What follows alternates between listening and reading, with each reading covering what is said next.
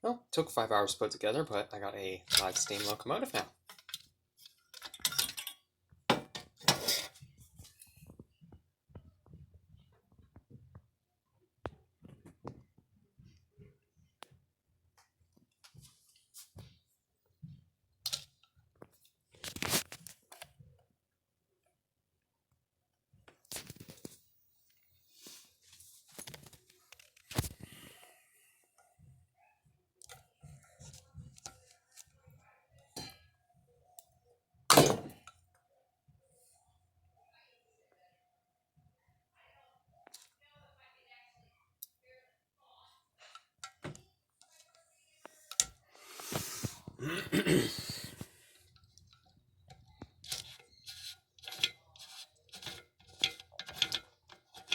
These are solid brass.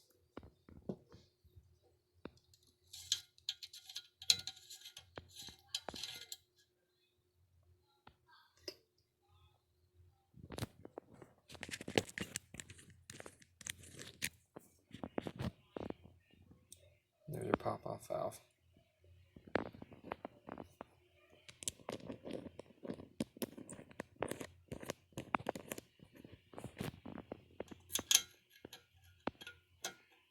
Got 3 places you can fill this with water. You got your back here, pop-off valve, and underneath the sand dome.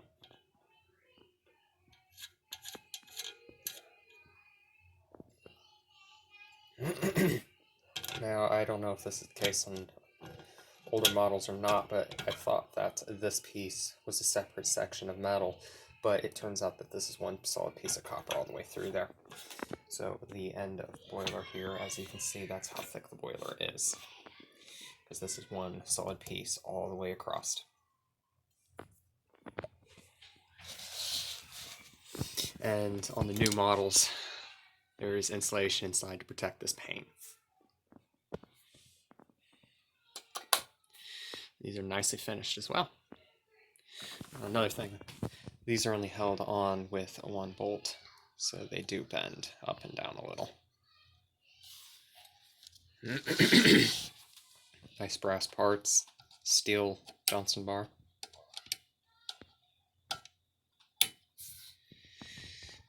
You do have to buy the pressure gauge separate on these models. It is a $100 part with shipping. Came with this pipe and this pressure gauge.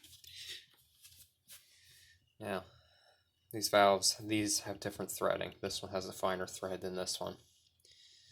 There's only one O-ring in both of them.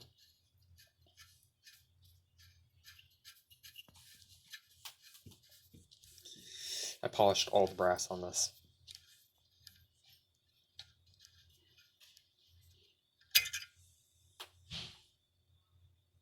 There are upgrades you can buy that allow this engine to run much finer.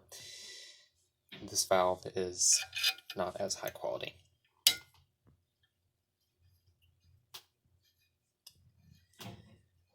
Plus, the rod on this seems to be shorter than other ones, which means I have a hard time RCing this model because the valve is so close to the back end of the steam dome. And the displacement oiler, or displacement lubricator. As you can see, there's a tiny little hole in the top.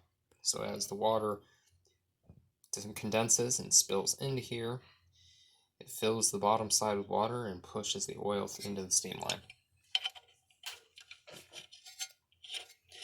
All copper tubing. Very small nozzle on the gas jet. And the line goes underneath.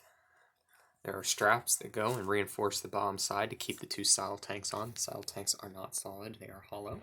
You could fill those with lead if you needed the locomotive to be heavier.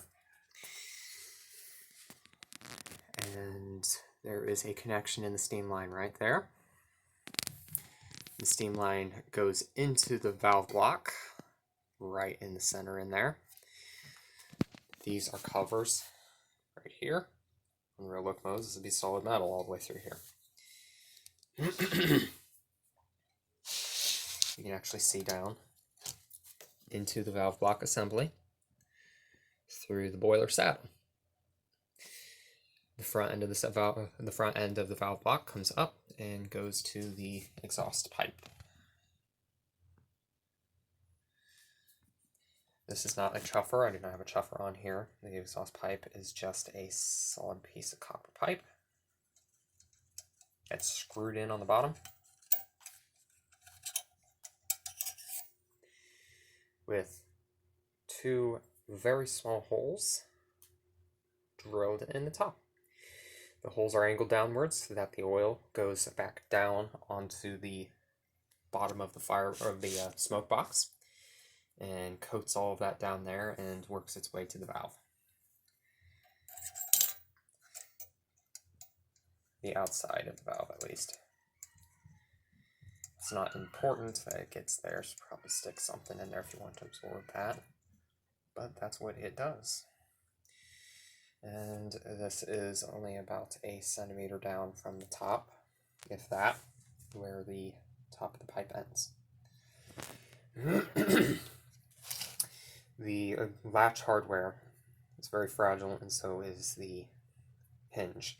This is held on with the same bolts all over the place on this door. These two bolts that hold the boiler to the saddle almost stripped out on me. I had a very, very hard time getting that on. I'm never going to take that off. If I ever have to have this thing serviced, I'll have to send it into accucraft for servicing. Maybe next time I'll have better luck with the model. Yeah, everything rolls freely. It wasn't that hard to actually get the valve gear working. There we go. When it sits for more than a few minutes, it becomes very stiff because the rubber O-rings displace all of the oil away from the outside of the cylinder, and it becomes very stiff. Well, that is my new accucraft Ruby kit. I intend on painting this one and possibly even giving it a Victorian cab that is slightly shorter so that I can make it into a lady from Thomas and the Magic Railroad series. So, that movie.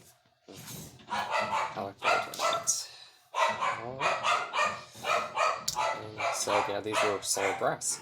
I was questioning that when I got this, and I was wondering about that. I'll probably remove the paint from the Steam Dome one so that I can polish it to a shine, and I don't know how I'm going to modify the stack, but yeah.